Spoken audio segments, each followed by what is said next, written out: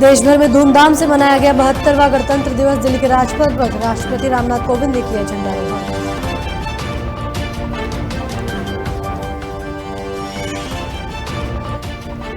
Tractor parade में हिंसा के बाद गृह मंत्रालय में मंथन शुरू। बैठक में कई बड़े नेता हुए शामिल। किसानों के हंगामे को लेकर हो रहा मंथन।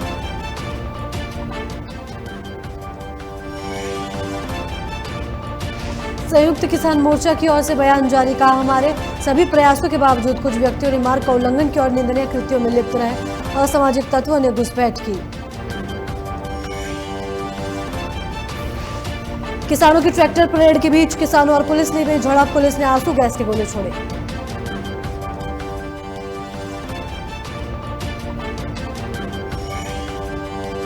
किसानों का जत्था पहुंचा लाल किला। किसानों ने लाल किले पर पहुंचकर फहराया झंडा।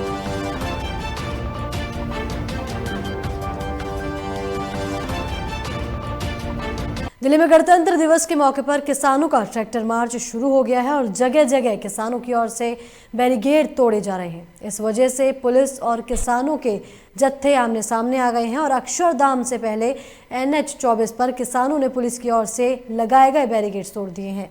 इसके बाद पुलिस ने किसानों पर लाठीचार्ज कर दिया है और दिल्ली के अक्षरधाम मंदिर से पहले NH 24 पर पुलिस ने बैरिकेडिंग की हुई थी, लेकिन कुछ किसानों के जत्थों ने ट्रैक्टरों के साथ कुछ बैरिकेडिंग को तोड़कर दिल्ली की तरफ घुसने की कोशिश की तो पुलिस ने आंसू गैस के गोले छोड़े और लाठीचार्ज किया और साथ ही किसानों को वहां से खदेड़ा गया है। इससे पहले किसानों ने सिंघू और टिकरी बॉर्डर पर दिल्ली पुलिस की ओर से लगाए गए बैरिकेड्स को तोड़ दिया था।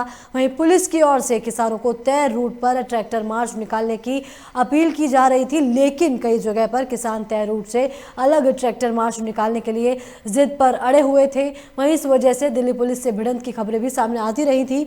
वहीं किसान मजदूर संघर्ष समिति के अध्यक्ष सतनाम सिंह पन्नू ने कहा कि हम दिल्ली पुलिस के रूट का नहीं बल्कि अपने रूट पर मार्च निकालेंगे।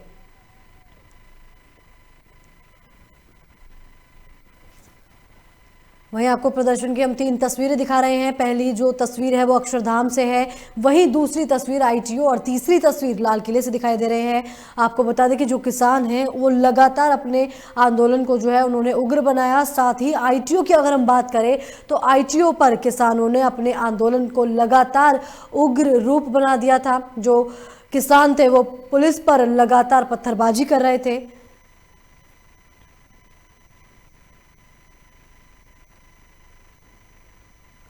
आतंकी हमले के इनपुट के बीच और किसानों के आंदोलन को देखते हुए गणतंत्र दिवस समारोह की सुरक्षा के कड़े इंतजाम किए गए थे।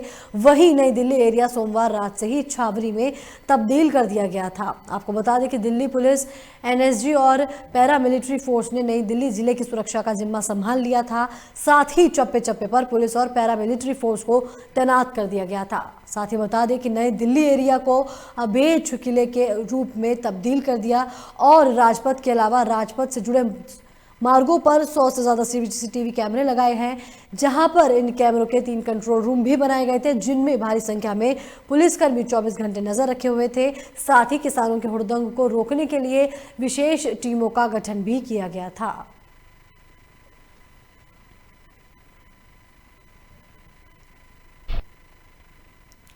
उत्तर प्रदेश के भदोही जिले में बड़ा सड़क हादसा हुआ है। आपको बता दें कि हादसे में 5 लोगों की मौत हो गई है और हादसे की सूचना मिलते ही पुलिस मौके पर पहुंची और इस शवों को कब्जे में लेकर जांच शुरू कर दी है।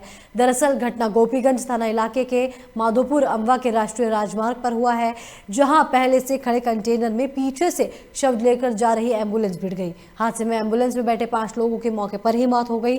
वहीं बताया जा रहा है कि राजस्थान के चित्तौड़गढ़ निवासी विपिन पाल सिंह वेस्ट बंगाल के आसानसोल में कोल इंडिया में नौकरी करता था, जिसकी मौत हो गई थी। मौत की सूचना मिलने पर उसके सगे बड़े भाई नवनीत सिंह प्राइवेट एम्बुलेंस से भाई के शव को लेकर 2 चालकों के साथ अपने घर चित्तौड़गढ़ राजस्थान जा रहे थे।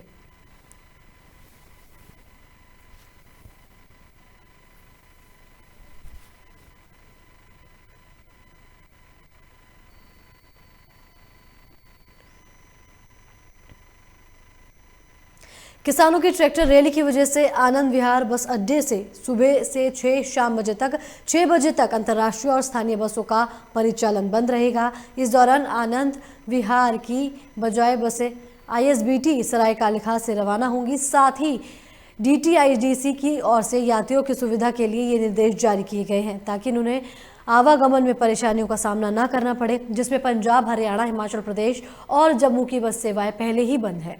कुछ बसें अगर हरियाणा के लिए जा रही हैं तो उनका रूट बदल दिया है, लेकिन उनकी संख्या भी नगण्य है। आपको बता दें कि किसानों के ट्रैक्टर परेड के लिए मेट्रो में भी समर्थकों ने यात्रियों को इनमें बढ़ चढ़कर शामिल होने की अपील की थी। साथ ही टिकरी बॉर्डर मेट्रो स्टेशन से महज 300 मीटर की दूरी पर आंदोलन स्थल है, इसलिए रोजाना ग्रीन लाइन पर हजारों की संख्या में किसान समर्थक मेट्रो में सफर कर रहे थे।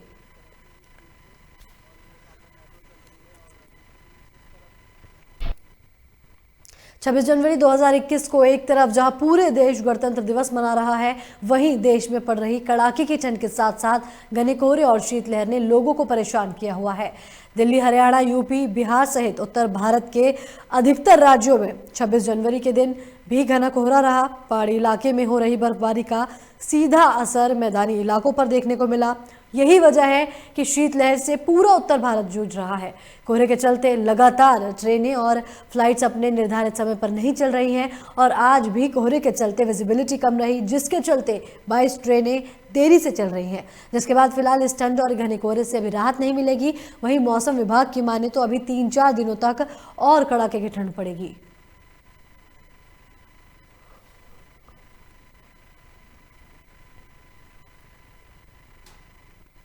बहत्तरवें गणतंत्र दिवस के अवसर पर उन्नाव की सफीपुर विधानसभा से बीजेपी विधायक बंबालाल दिवाकर से उनके सफीपुर कार्यालय पर लोकमंच ने खास बातचीत की है। हिंदुस्तान के निवासियों के लिए ऐतिहासिक दिन है, यानी कि 26 जनवरी गणतंत्र दिवस, भारतीय गणतंत्र दिवस हमारा देश का हर नागरिक बहुत हर्षोल्लास से मना रहा है।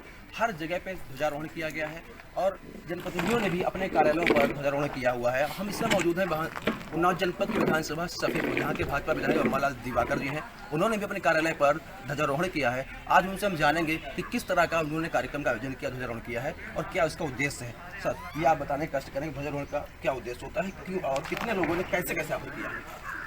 जैसा कि आप सबको पहले तो मैं गणतंत्र दिवस की बहुत बहुत शुभकामनाएं देना चाहता हूँ मेरे पत्रकार बंधुओं को, साथ ही क्षेत्र की सम्मानित जनता को। जैसा कि आप जानते हैं कि पूरे देश में ही नहीं पूरे विश्व में भी हमारे ध्वजारोहण का आज के दिन कार्यक्रम चलता है और आज सभी कार्यालयों पर ही नहीं बल्कि सब एक एक बूथ स्तर तक के लोगों ने ध्वजारोहण करने का काम किया है। भारतीय जनता पार्टी की सरकार है जो हर पर्व को बहुत अच्छी तरह से मनाने का काम करती है। अभी आपने देखा 24 जनवरी को जो हमारा उत्तर प्रदेश दिवस था, उसको भी 2018 में आदरणीय योगी जी के नेतृत्व में उत्तर प्रदेश में भी अगर मनाना किसी ने शुरू किया है, 70 वर्षों में जो काम पीछे की सरकारों ने नहीं किया, वो भारतीय जनता पार्टी की योगी जी की सरकार ने उत्तर प्रदेश दिवस को भी मनाने का काम किया है। बहुत गौरव का विषय है। बिल्कुल। तो इस गणतंत्र दिवस के शुभ अवसर पर जनता को क्या संदेश देंगे? कोरोना ऐसी वैश्विक महामारी जो कि लगभग 1 साल से प्रकोप फैला कर रखा हुआ, काफ़ी लोगों की मौत हो चुकी है। अब वैक्सीन आई है जिसको कोई कह रहा है बीजेपी का है, नपुंसकता लाने के लिए है, कोई कुछ संदेश दे रहे हैं। इसको लेके क्या संदेश देंगे जनता को? मैं तो ये कहूँगा कि हमारे वैज्ञानिकों ने जितने अथक प्रयास से भारत देश में वैक्सीन का जो निर्माण हुआ है, उस वैक्सीन की टेक्नोलॉजी को, वैज्ञानिकों को और जितने लोग उससे जुड़े रहे उन सबको पहले तो आभार व्यक्त करना चाहिए कि हमारे देश में वैक्सीन आई और ऐसी सफल वैक्सीन जिसको लोग ये कह रहे हैं कि ये बीजेपी की वैक्सीन है। हमें लगता है उनकी मानसिकता ही ठीक नहीं है, उनको अपनी मानसिकता में सुधार लाना चाहिए। और कोरोना जैसी महामारी में पूरा उत्तर प्रदेश जिस तरह से जूझ रहा था, लेकिन हमारे अपने सूबे के यशस्वी मुख्यमंत्री जी को मैं बहुत बहुत बधाई देना चाहूँगा। उन्होंने अपने नेतृत्व में पूरे प्रदेश की जान को बचाने का काम किया और रात दिन मेहनत करके एक एक बूथ स्तर तक का कार्यकर्ता ज़मीन पर धरातल पर खड़ा रहा और अपने क्षेत्र के वासियों की सेवा में लगा रहा और कैसे हमारे लोग सुरक्षित हो जाएं, इसकी चिंता एक एक भाजपा के कार्यकर्ता ने किया है। और जितने भी योद्धाओं ने उसमें मदद की है, उसमें मैं सर्वप्रथम पुलिस के कर्मियों को बधाई देना चाहता हूं, पत्रकार बंधुओं को भी बधाई देता हूं, सफाई कर्मियों को, जितने भी योद्धा थे उनको पहले वैक्सीन लग रही है और वैक्सीन सभी को लगवानी चाहिए। और वैक्सीन एक बहुत अच्छा हम लोगों के पास एक विकल्प निकल के आया है कि हम सभी लोग वैक्सीन लगवाएं और सुरक्षित रहें। आपको लोकमंच समझ रहे कि लोकमंच तरफ से आपको गणतंत्र दिवस हार्दिक शुभकामनाएं। सवालों का जवाब तो दिए, लेकिन कुछ सवालों से बचते हुए भी दिखाई पड़े, क्योंकि समस्याएं भी ऐसी हैं महामंडलेश्वर साक्षी महाराज को लेकर के, क्योंकि महाराज हैं, ब्रह्मचारी हैं, लेकिन उसके बाद भारतीय जनता पार्टी के सांसद भी हैं, लेकिन जो अक्सर अपने सवालों को लेकर के सुर्खियों में रहते हैं और राजनीतिक दलों को तीखे वार करने का मौका भी देते हैं, जो कि उन्नाव जनपद के महामंडलेश्वर सच्चिदानंद हर साक्षी महाराज। फिलहाल अभी के लिए इतना ही, आगे फिर मिलते हैं किसी नए प्रतिनिधि के साथ। लोकमंच न्यूज़ के लिए भानुचंद्र। 72वें गणतंत्र दिवस के मौके पर बुलंदशहर पुलिस लाइन स्थित परेड ग्राउंड में कार्यक्रम के मुख्य अतिथि राज्य मंत्री अनिल शर्मा ने ध्वजारोहण कर तिरंगे को सलामी दी।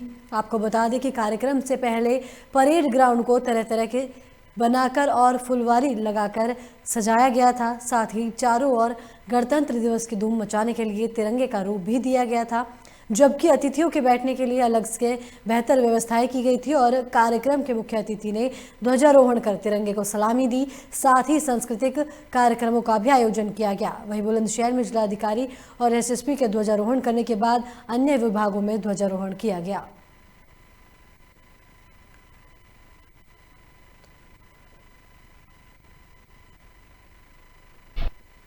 लालकुआ सहित पूरे देश में 72वां गणतंत्र दिवस पर्व हर्षोल्लास के साथ मनाया गया। इस अवसर पर लालकुआ के 34वीं वाहिनी भारत तिब्बत पुलिस बल कैंप में कमांडेंट मुकेश यादव ने झंडारोहण कर आईटीबीपी के जवानों को सलामी ली। इस दौरान परेड ग्राउंड में हिमवीर जवानों ने परेड कर अपने जज्बे को दर्शाया। साथ ही इस मौके पर कई रंगारंग कार्यक्रमों का भी आयोजन किया गया। आपको बता दें कि इस दौरान कमांडेंट पंत ने जवानों को संबोधित करते हुए 72वें गणतंत्र दिवस की बधाई दी और उत्कृष्ट कार्य करने वाले जवानों को प्रशस्ति पत्र देकर सम्मानित भी किया। वहीं कमांडेंट ने आईटीबीपी के जवानों के साहस की सराहना करते हुए कहा कि आईटीबीपी के जवान हर मौके पर देश की सेवा के लिए तत्पर हैं। हिमवीर जवान सीमा से सुरक्षा के साथ साथ देश के आंतरिक सुरक्षा में भी अपना बड़ा योगदान दे रहे हैं। स्वाधीनता का 72वां गणतंत्र दिवस मना रहा है। इस पर्व पर मैं भारतवासियों को बहुत बहुत हार्दिक शुभकामनाएं देता हूँ। इस दिवस पर हमें अपने संकल्प लेना है कि हम अपने देश को आगे बढ़ाने के लिए अपनी जिम्मेवारियों का पूरी तरह से निर्वहन करें और अपने देश की उन्नति में हर नागरिक को अपनी भागीदारी सुनिश्चित करनी चाहिए। अपनी स्वाधीनता का 72वां गणतंत्र दिवस मना रहा है। हरिद्वार में एक दर्दनाक सड़क दुर्घटना का मामला सामने आया है। बताया जा रहा है कि घर वापस लौट रहे बाइक सवार दंपत्ति की ट्रक की चपेट में आने से दादी पोती की मौत हो गई। वहीं मौके पर पहुंची पुलिस ने दोनों शवों को कब्जे में लेकर पोस्टमार्टम के लिए भेज दिया है। साथ ही बाइक चला रहे फुरकान अहमद को हल्की चोटें आई है। आपको बता दें कि इस दौरान मौके पर ग्रामीणों की भारी भीड़ जमा हो गई, जिसके बाद पुलिस ने ग्रामीणों की मदद से आरोपी ट्रक चालक को हिरासत में ले लिया।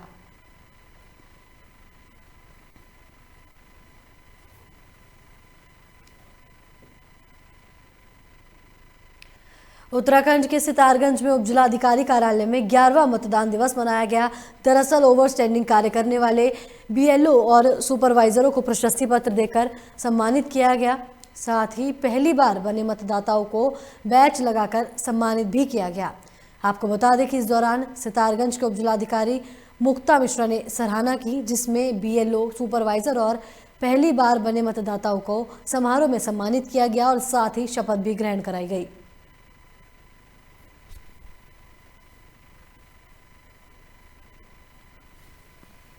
सितारगंज में हमने अपने कार्यालय में राष्ट्रीय मतदाता दिवस के अवसर पर कार्यक्रम का आयोजन किया है, जिसमें BLO, supervisors, first time voters को बुलाया गया है। फर्स्ट टाइम वोटर्स को बैच लगा के सम्मानित किया गया और हमारे बीएलओज और सुपरवाइजर्स जिन्होंने आउटस्टैंडिंग वर्क किया है उनको सर्टिफिकेट दे के सम्मानित किया गया है और इसके साथ साथ मतदाता दिवस के अवसर पर ली जाने वाली शपथ भी ली गई है। लालकुआ में 72वां गणतंत्र दिवस हर्षोल्लास के साथ मनाया गया और इस अवसर पर कमांडेंट मुकेश यादव ने झंडारोहण कर आईटीबीपी के जवानों की सलामी ली। इस दौरान परेड ग्राउंड में हिमवीर जवानों ने परेड कर अपने जज्बे को दर्शाया है और इस मौके पर कई कार्यक्रमों का भी आयोजन किया गया है। आपको बता दें कि उत्कृष्ट कार्य करने वाले जवानों को सम्मानित भी किया गया। साथ ही बताया जा रहा है कि आईटीबीपी के जवान हर मौके पर देश की सेवा के लिए तत्पर है। स्वाधीनता का 75वां गणतंत्र दिवस मना रहा है। उत्तराखंड में भगवानपुर के सिकरोडा गांव में पुलिस ने बड़ी कामयाबी हासिल करते हुए 2 आरोपियों को गिरफ्तार कर लिया है। दरअसल दोनों आरोपियों को गौकशी के आरोप में गिरफ्तार किया गया है, जिनके पास से कुल्हाड़ी सहित धारदार हथियार भी बरामद किया गया है। बताया जा रहा है कि मौके से गौमांस भी बरामद हुआ है। साथ ही आरोपियों के खिलाफ पशु संरक्षण अधिनियम के तहत मुकदमा दर्ज कर कार्रवाई की जा रही है।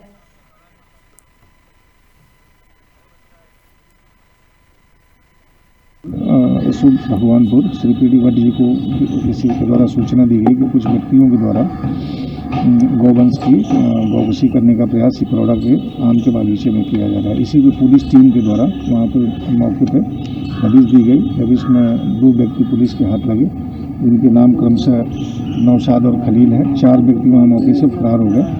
उन व्यक्तियों को भी मुकदमे में नामजद किया गया है। अभी मुकदमा पंजीकृत करके इन दोनों व्यक्तियों को माननीय न्यायालय के समक्ष। देहरादून में 72वां गणतंत्र दिवस को लेकर परेड ग्राउंड में कार्यक्रम का आयोजन किया गया। आपको बता दें कि कार्यक्रम में मुख्य अतिथि के रूप में राज्यपाल बेबी रानी मौर्य ने शिरकत की। वहीं हर्षोल्लास के साथ पूरे प्रदेश में गणतंत्र दिवस मनाया जा रहा है। साथ ही कार्यक्रम में मुख्यमंत्री त्रिवेंद्र सिंह रावत भी मौजूद रहे। साथ ही राज्यपाल बेबी रानी मौर्य ने झंडे को सलामी भी दी।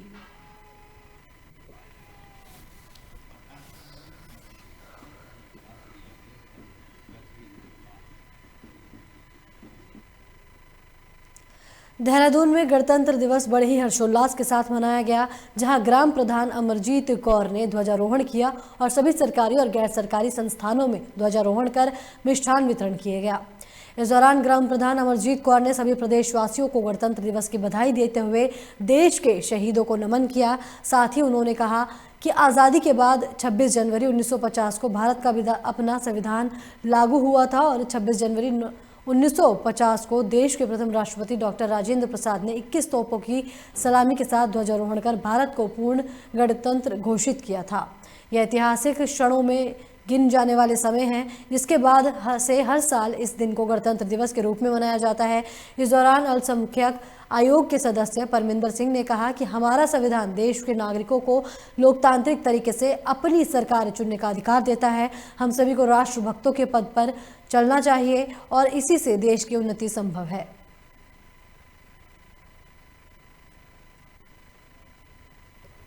को आज़ाद कराने में हमारे देश के कई वीर जवान शहीद हो गए। मैं उन शहीदों को सत नमन करती हूँ और आज हम सबने मिलजुल कर पंचायत भवन में ध्वजारोहण किया और मेरा सभी देशवासियों से यही अनुरोध है कि आपस में मिलजुल करें, देश को आगे बढ़ाएं ताकि हमारा देश तरक्की कर सके। आज हमने पंचायत घर मार्कम ग्राउंड में ध्वजारोहण किया है। ध्वजारोहण के बाद हमने मिष्ठान का वितरण भी किया है, क्योंकि यह पर्व हमारे लिए बहुत ही महत्वपूर्ण है। 15 अगस्त सन 1947 को हमारा देश आज़ाद हुआ था। आज़ादी के लिए बहुत वीर सपूत ने कुर्बानियाँ दी थी। आज उन सपूतों को मैं श्रद्धांजलि अर्पित करता हूँ और सभी देशवासियों से यही अपील करता हूँ कि हम मिलजुल कर भाईचारे से देश को आगे बढ़ाएं। देहरादून के डोईवाला में शतरंज प्रतियोगिता के फाइनल राउंड में 19 खिलाड़ियों ने अच्छा प्रदर्शन दिखाया। वहीं शतरंज प्रतियोगिता में दिल्ली के महेश लखेड़ा ने ऋषिकेश के मनीष चौधरी को हरा दिया। आपको बता दें कि मनीष ने सभी गेम जीतकर चैंपियनशिप पर कब्जा जमाया। साथ ही बताया जा रहा है कि प्रतियोगिता में एसडीआरएफ के इंस्पेक्टर आलोक ने भी अपना दमखम दिखाया। वहीं कार्यक्रम के मुख्य अतिथि के रूप में मुख्यमंत्री के ओएसडी धीरेन्द्र पवार और राज्य मंत्री करण सिंह बोरा पहुंचे और चैंपियन बने मनीष को 5100 रुपये का नगद पुरस्कार के साथ ट्रॉफी और मेडल के साथ प्रमाण पत्र देकर सम्मानित किया। इस अवसर पर क्रीडा भारती के प्रदेश अध्यक्ष अरुण सूद, ऋषिकेश जिले के अध्यक्ष नरेंद्र नेगी, अमन स्पोर्ट्स क्लब के अध्यक्ष राजकुमार अग्रवाल और सामाजिक कार्यकर्ता संगीत चौहान के साथ तमाम लोग मौजूद रहे। देखिए, शतरंज एक दिमागी खेल है, दिमाग से चलने वाला खेल है और इसका जो आयोजन किया है यहाँ पे हमारे राजकुमार अग्रवाल जी द्वारा और उनकी पूरी टीम के द्वारा ये बहुत अच्छा आयोजन हुआ और सफलतम आयोजन में से एक रहा। इससे जो है एक नई दिशा यहाँ के युवाओं को मिली है और जो हमारे युवा इधर दाएं बाएं दूसरे क्षेत्र में रहते थे उनका वो कुछ नशे की ओर बढ़ रहे थे, अब इसमें मददगार साबित होंगे कि वो इन चीज़ों से दूर रहेंगे। और और हरिद्वार में स्वामी रामदेव ने ध्वजारोहण किया है। आपको बता दें कि उन्होंने कहा कि आज देश का अन्नदाता किसान गतिरोध के रास्ते पर है और किसान किसी गतिरोध में फंस जाए ये देश के लिए ठीक नहीं है। केंद्र सरकार से उन्होंने अपील की है कि वे गतिरोध को खत्म करने के लिए पहल करें और किसान भी गतिरोध को खत्म करने के लिए अपनी ओर से पहल करें। वहीं बंगाल की मुख्यमंत्री ममता बनर्जी की सत्ता में वापस लौटने के लिए कई नुस्खे दिए। उन्होंने कहा कि अगर ममता बनर्जी सत्ता में वापस आना चाहती है तो सभी को साथ लेकर चलने की जरूरत है। ममता बनर्जी के लिए मेरी एक ही सलाह है, यदि वो अपनी सरकार वापस लाना चाहती है तो वो राम और कृष्ण को उतना ही गौरव दे, अपने देवी देवताओं को उतना ही गौरव दे, भारत और भारतीयता को, भारतीय संस्कृति को भी उतना ही गौरव दे जितना वो इस्लाम को गौरव देती है। और ये तो देश हिंदू, मुसलमान, सिख, ईसाई सबका है, इसलिए सबको साथ लेकर के चलने वाली जो सोच है उसी से हम सत्ता के शिखर पर भी पहुंच पाएंगे और इस भारत को भी अखंड रखेंगे। इसी के साथ इस बुलेटिन में फिलहाल इतना ही। बाकी की तमाम खबरों के लिए देखते रहिए लोकमंच। नमस्कार।